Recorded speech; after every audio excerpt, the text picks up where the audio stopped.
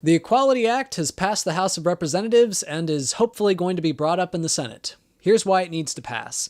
I'm Nathan Seelove, and this is Factually Biased.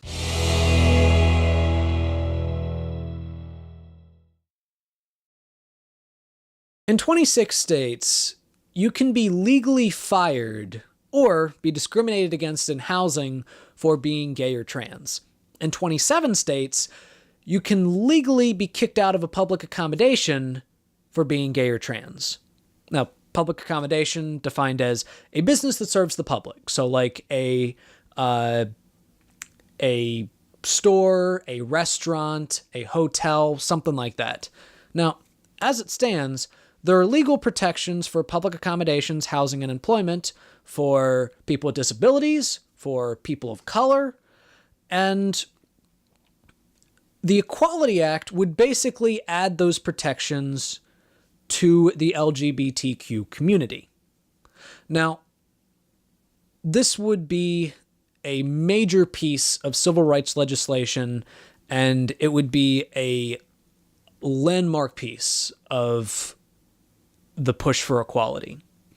Now, there's a lot of counter-arguments, a lot of the counter-arguments that you would expect. There are people trying to make an argument that this would infringe on religious liberty. So if you have a business that is owned by someone who has deep religious beliefs, this would make it so that they could not use those religious beliefs to discriminate against a person who is gay or a person who is trans. You know, that's the same argument that has been used to hold back progress in many other movements. So people made the argument that if you take away my slaves, you are infringing on my religious liberty because the Bible mentions slavery. They made that argument during the abolition movement. During the civil rights movement, people were making the same argument that they're making today. If you tell me that I have to serve a black person in my restaurant, you are infringing on my religious liberty. People made religious arguments for that. And it didn't work then, and it's not working now. Because 69% of Americans support expanding the protections from the Civil Rights Act to the LGBTQ community. 69%. As well as 56% of Republicans that support it. So with numbers like that, you would assume that this bill would have plenty of Republican co-sponsors in the Senate. No, it has one, Susan Collins from Maine. She's the only co-sponsor of this bill as of right now. And not only that, but one Democrat has come out against it. Joe Manchin from West Virginia.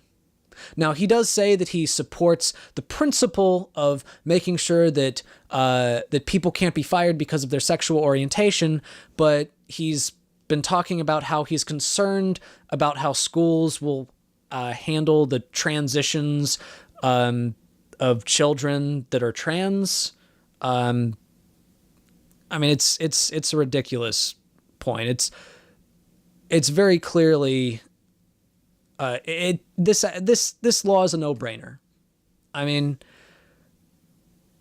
LGBTQ equality is long overdue at this point. And one of the really concerning things to me has always been that there are too many people that seem to view gay marriage as being that was the goal. That was the pinnacle. That was the okay, we're done with gay rights now. No, it wasn't. It absolutely was not.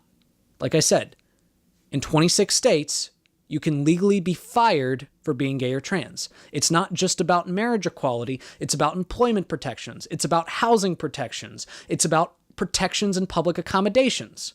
Also, I'd like to point out one other thing about the whole religious liberty argument. So I haven't talked much about this on this. I haven't really talked about this on this channel, but I actually have a service dog. All right, I talked about in a video last week about how I was on the autism spectrum, and I have a service dog for that. Now, I can take that service dog into any public accommodation. Now, there's some religious sects of Islam that view dogs as a dirty animal. Now that's their religious beliefs. I have nothing against the Muslim community. That is their religious beliefs. They have the right to that.